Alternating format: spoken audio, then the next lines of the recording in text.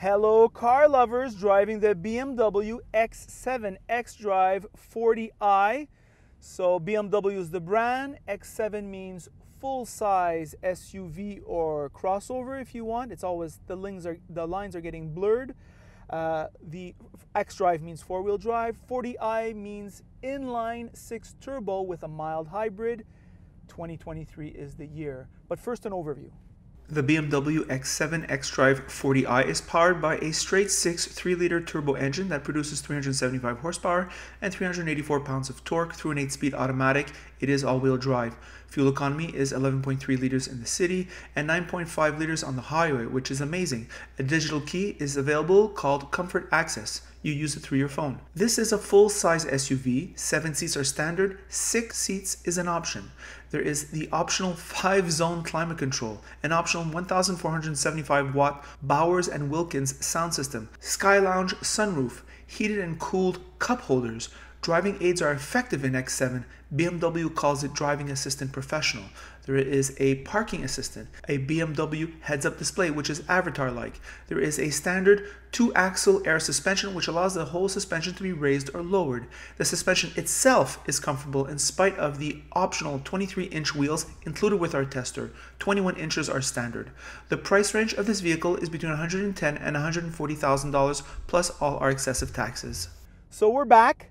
How do you like those 23-inch wheels? Nuts. And of course it's an option, right? You need those bragging rights. At this level, people, when they pay, I'm going to say like $100-something thousand or something, you need a little bit of bragging rights. Now this vehicle, $125,000 plus tax, I think this is very upper middle class rich, all right? So it is subject to the Quebec Envy tax, right? For cars costing over $40,000, that yearly tax that you pay. And it is subject to the Canadian Envy tax of $100,000, all right? So, you know, I don't usually, this is not a show where we criticize taxes, but if you're gonna diminish the amount of people who can own cars, I'm against it, right? Because here we are for private transportation, not against the other transportations. Now, where does this BMW X7 fit in? Well, everybody wants the big SUV, especially if you have a family, especially if you do social events, if you go visit friends, if you want to help others. Well, it's a lot easier to help them if you go to their house and you say, I got to go pick something up at the market, I can stick it in the back.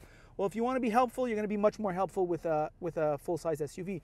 There's no question. If you want to bring your kids' friends along for an outing to create family-friendly activities, you're going to use this kind of vehicle. That's why people like them, all right?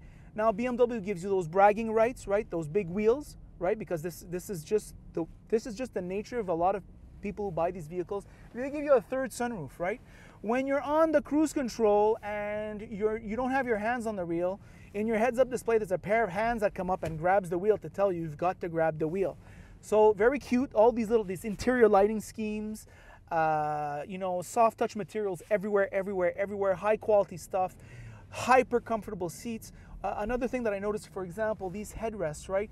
Normally we're used to, with these European wannabe seats, we have a headrest that leans forward a lot, right? It looks good in picture and everything, but it's not very comfortable. And I understand that perhaps there's a security perspective and for the whiplash, it's less intense, but nevertheless, for everyday comfort, you've got to be able to put your head back. I mean, for crying out loud. So very good on that level. BMW not falling into the form over function trap. If they have to make a decision between function and form, in this case they chose function, which I applaud them. Ross made the remark off camera that he questions the excellence and exterior styling of BMW. It's an excellent remark. One thing is certain, if you don't have a beautiful nose, you cannot be beautiful. I don't care about the rest of your body. And that's just the way it is. That's the way we're wound up. When we look at the BMW, yes, it's imposing. Yes, it looks expensive. But can we really say it's beautiful from the front? It's debatable. It's highly debatable. And if it's debatable, then it's not beautiful. And that's just the way it is. This vehicle is not going to be in the next James Bond, but that's for sure. But that outside is well assembled. The paint quality is top notch. And that box-like shape translates well on the inside. Plenty of space sitting here in front, plenty of space sitting in back. Class average space for the third row. but usually that third row is down and you get enormous trunk room. This digital dash, it was sunny before, earlier in the day, we could see very clearly all the information. It is of average ease of use, extremely snappy, especially when you're doing the touchscreen. The home button here, just a little bit small. That's my only gripe. That's a key interface, the home button, because when you're lost somewhere, you want to hit that home button. It's not always available. That going back to the beginning feature is not always present, which I find for the non-technologically inclined is important. But you do have the choice here of the rotary dial, which is very handy. Quality feel. All these buttons have a quality feel. Same thing with the windows, door handles. Everything is very quality. The M steering wheel, best in class, best in the world, really. I can't think of a better steering wheel. It's got that small diameter, thick but not too thick. It's just right. That small diameter gives you kind of like messes with your brain, makes you feel more sporty maybe than it is. Speaking of sporty, this suspension, this has 23-inch wheels, 30 or 35 ratio tires, I can't remember, and it feels so competent on the Montreal Trail. I would get an insurance for the mags because you're going to hit the big bumps on the Montreal Trail at speed. You're going to fuck up your mag. I mean, it's just the way it is, and it's going to cost you thousands of dollars. You're going to have to change the tire, and it's a four-wheel drive. You're going to change all four tires. Nuts, right? Do you really want that? I think that insurance is probably something you should consider, that mag and tire insurance, if it's available at your dealer. Those insurances are always available. The sound system plays well, good enough. Not incredible, but good enough. I would say that this infotainment, the clarity is very good, very quiet on the highway. The driving aids are very good. I like the way when you're on the dynamic cruise and you're not touching the steering wheel, in the heads-up display, these hands come up and grab the steering wheel to say, grab the steering wheel. Very, very cute. It's not just a written warning. So you can tell this is excellence, right?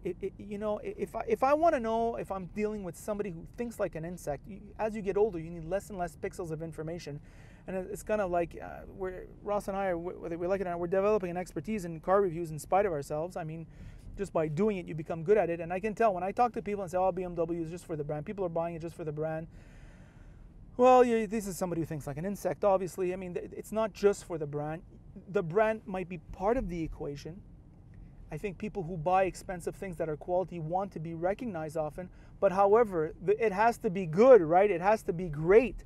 And BMW over the decades have produced products of excellence. And that is why their brand is so strong. It's not just because of a marketing campaign. It's because of buyers who've bought BMWs and loved it, and sometimes even bought some again despite their high price. So that is why the brand is so awesome, right? It's not just because it's German, it's because the decades of excellence.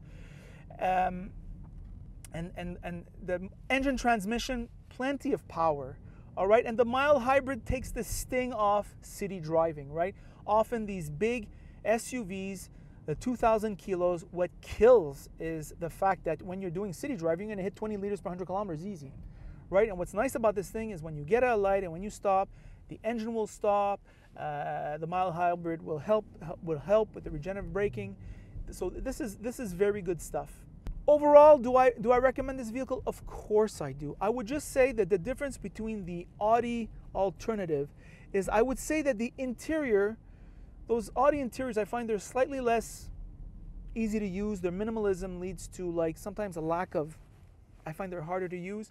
However, that minimalist styling can appeal to a lot of people, and I certainly understand that. This BMW interior is certainly busier looking, all right? And that translates sometimes to slightly less stylish than the minimalist, almost artistic styling of Audi, all right? So I'll say that. But apart from that, this is an excellent vehicle. I can't think of any major flaws, and it's a joy to drive. You feel the years of experience when you're driving, especially when you're driving crossovers. You feel that this has been thought over, the driving feel, the steering wheel, the inputs, the seating position. Everything is really top-notch. So very recommendable on the lease, highly unrecommendable on the purchase. Do you really want to go to the garage, even if you're rich, do you really want to go to the garage with your BMW X7 and pay the bills for a problem, for an electronic problem? Seriously, like, I don't think so, right? Who wants to do that? I certainly don't. And even if I were like a multimillionaire, I wouldn't want to. So highly, highly recommendable on lease. And those are my thoughts. By the way, if you like this video, like it. If you don't like it, don't like it. If you really like it, well then of course, you should subscribe. And if you really, really like it, if you like my insight, why don't you go on Instagram? I know a lot of you guys, Instagram is a place where you go look at food, where you go look at attractive people who are perhaps in better shape than you are. But it's nice to see cars once in a while, and I post all the cars that are about to come, and that is it.